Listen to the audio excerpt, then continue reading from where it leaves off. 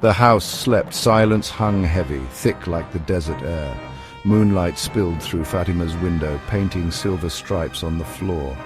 She tossed, turned, sleep wouldn't come. Fatima crept from bed. Her bare feet whispered on the cool tiles. A floorboard creaked. She froze, heart pounding.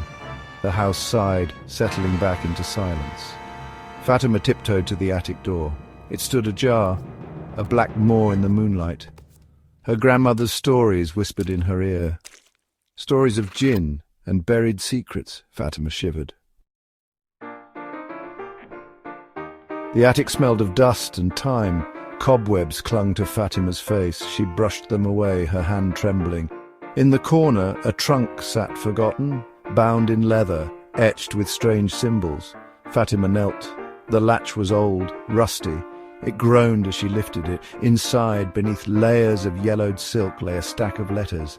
Tied with faded ribbon, they whispered of forgotten lives. One letter lay separate, addressed in a hand Fatima didn't recognize. The ink was faded, but one word stood out, stark and clear. Mansour. Fatima's breath caught in her throat. Mansour, her father's name.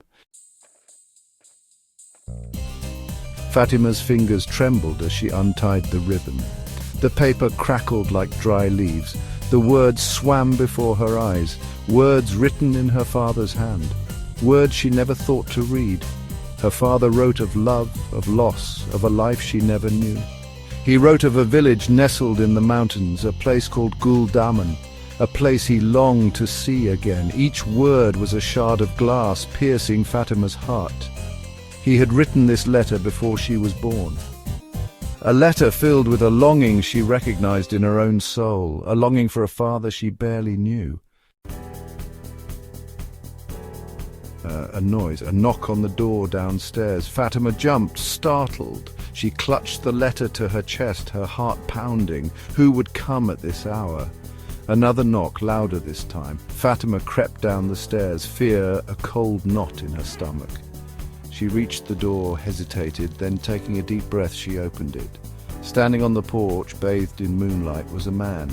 His face was weathered, etched with years of hardship, but his eyes held a familiar warmth. Eyes that mirrored her own. Eyes that held the answer to the questions that had haunted Fatima's life. "Fatima," the man said, his voice trembling. "My daughter?"